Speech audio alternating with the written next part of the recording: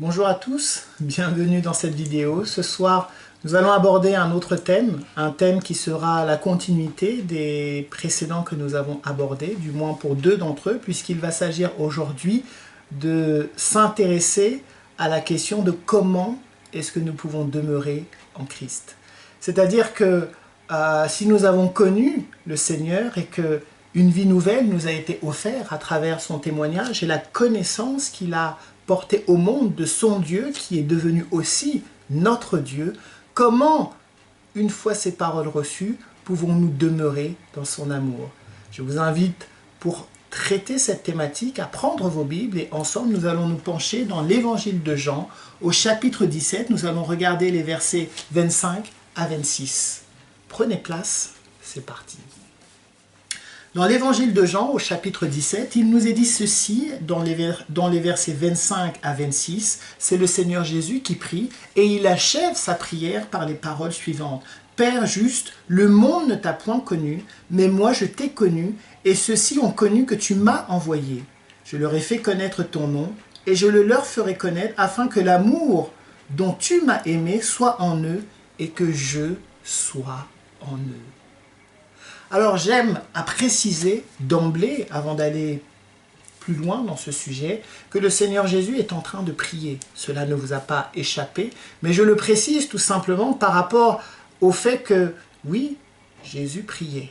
Quelle que soit la conviction dont vous et moi nous sommes remplis à son sujet, c'est un fait que nous ne pouvons pas changer ni contester. Jésus priait, comme vous et moi nous prions. Cela en dit beaucoup par rapport à sa nature, si je puis dire. Mais de manière plus générale, la question à laquelle j'aimerais répondre avec vous aujourd'hui, c'est tout simplement, une fois que nous avons entendu parler du Seigneur Jésus et que nous avons saisi la vie qu'il nous propose, comment est-ce qu'on fait désormais pour demeurer en lui? Car c'est bien de ça qu'il s'agit pour tout un chacun et les chrétiens en particulier. Comment est-ce que nous pouvons demeurer en Christ? Eh bien, je vous dirais que la réponse est très simple. Et le Seigneur Jésus lui-même a donné des indices très précis à ce sujet. Lui-même est demeuré dans l'amour du Père. Et comment est-ce qu'il a réussi à demeurer dans l'amour du Père? Il avait sans cesse les paroles de son Dieu dans son cœur. Il avait sans cesse les commandements de son Dieu dans son cœur. Il avait sans cesse les réalités les plus importantes proclamées par Dieu, mises à l'existence par Dieu, pour que vous et moi, nous puissions les vivre et surtout, à travers elles, connaître qui est Dieu. Et c'est dans cette réalité-là que lui a pu demeurer dans l'amour de Dieu. Demeurer dans l'amour de Dieu, demeurer en Dieu n'est rien de plus ni de moins que demeurer dans son amour. Dieu vous aime et il m'aime. Les lois et les réalités qu'il a mis à l'honneur ne sont pas là pour nous contraindre ou pour nous obliger à quoi que ce soit.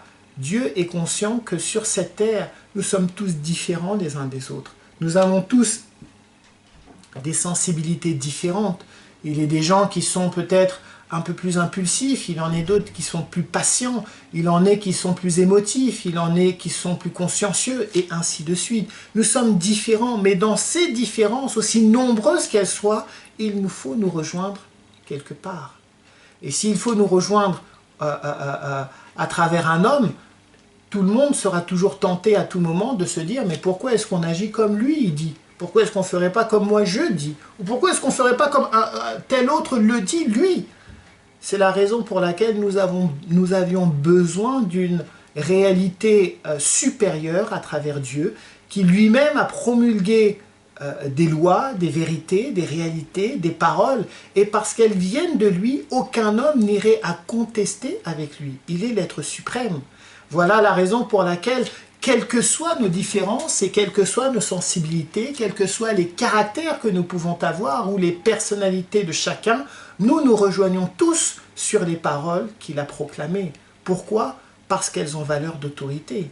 Elles ont valeur d'autorité pour vous, elles ont valeur d'autorité pour moi, quelle que soit la nationalité de chacun, la culture, la façon d'être ou de vivre. Nous nous rejoignons tous sur ces paroles et il faut qu'elles soient mises en pratique. Autrement dit, demeurer dans l'amour de Dieu, c'est apprendre à aimer Dieu. Si vous apprenez à aimer Dieu, vous demeurez en Dieu.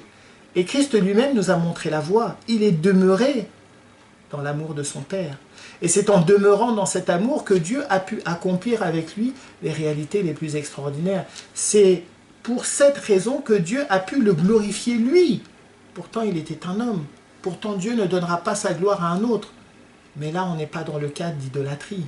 On est dans le cadre de glorifier un homme dont le cœur est juste pour montrer à la multitude et révéler à cette multitude qu'il y a un Dieu et que ce Dieu est vrai. Lorsqu'on parle aujourd'hui de demeurer en Christ, et en disant cela, je veux dire demeurer en Jésus de Nazareth, c'est tout simplement se rappeler son témoignage, vivre ses paroles, découvrir son enseignement. Il a révélé des préceptes de patience, d'amour, de justice, de bonté, de miséricorde. Il a révélé des standards de consécration à Dieu et de vie spirituelle très élevés.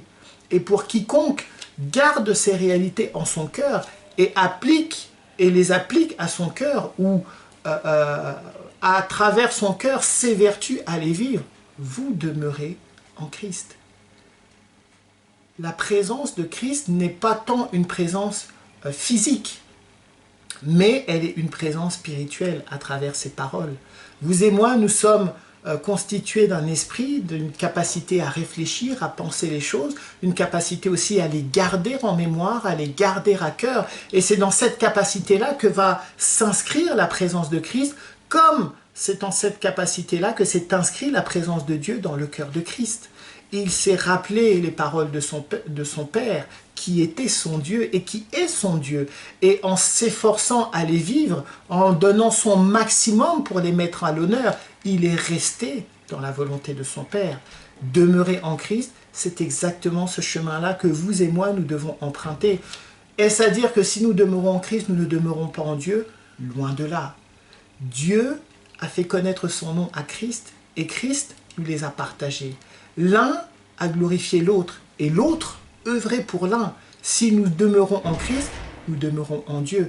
À travers Christ, nous recevons Dieu. Non pas que Christ soit Dieu, mais Christ avait les paroles de Dieu.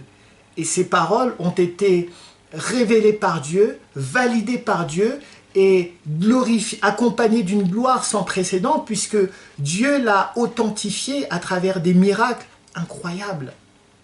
C'est la raison pour laquelle que Jésus soit Dieu ou qu'il soit homme ou peu importe ce que vous pensiez à son sujet, l'importance de demeurer en lui revêt la même signification que l'importance de demeurer en Dieu.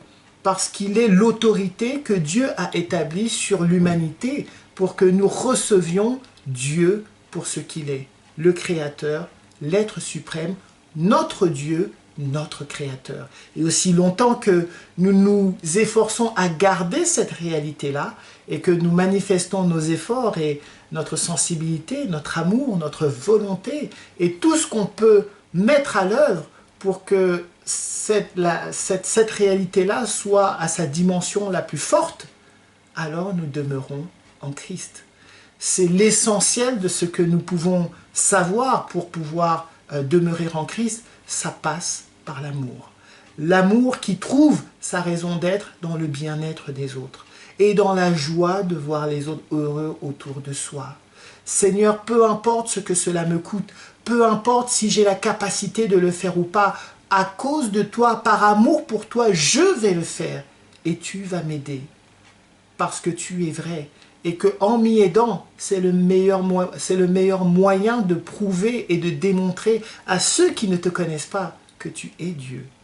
Lorsqu'on est habité par cette réalité-là, notre état d'esprit change, notre sensibilité change, notre mentalité change et notre façon d'être change. Et dans toutes ces réalités où on s'harmonise avec les paroles de Dieu et avec le témoignage de Christ, il a sa raison d'être. Et aussi longtemps qu'il a sa raison d'être dans notre vie, alors oui, nous demeurons en lui. L'amour est toujours l'outil le plus grand, le plus efficace pour demeurer en lui. Jamais la rancœur, jamais la colère, jamais la haine, la jalousie ou je ne sais quelle autre chose qui vont être autant de mauvaises herbes dans votre cœur qui, à un moment donné ou à un autre, pourront vous pousser à une mauvaise action. Mais lorsque vous êtes dans l'amour, vous pouvez tout accepter, vous pouvez tout supporter. Et je ne dis pas que nous le faisons facilement en claquant des doigts, mais nous trouvons toujours en Dieu une raison valable d'être, peut-être pas parce que l'autre le mérite, mais parce qu'il est un enfant de Dieu comme vous, mais parce qu'il est une création de Dieu comme vous, et qu'il mérite comme vous une chance de venir à la connaissance de ce Dieu. Vous l'avez saisi, nous l'avons saisi. Pourquoi est-ce que celui qui ne le connaît pas aujourd'hui ne saisirait lui pas non plus cette occasion? Quand bien même il a été le pire des hommes jusqu'à hier ou aujourd'hui ou jusqu'à X années encore après. Gardons toujours à l'esprit que le chemin le plus court qui mène à Dieu et à Christ, c'est l'amour. Et dans l'amour, la vérité, sa parole, la connaissance de sa parole. Et à travers elle, sa présence et son esprit. Que le Seigneur vous bénisse. Amen.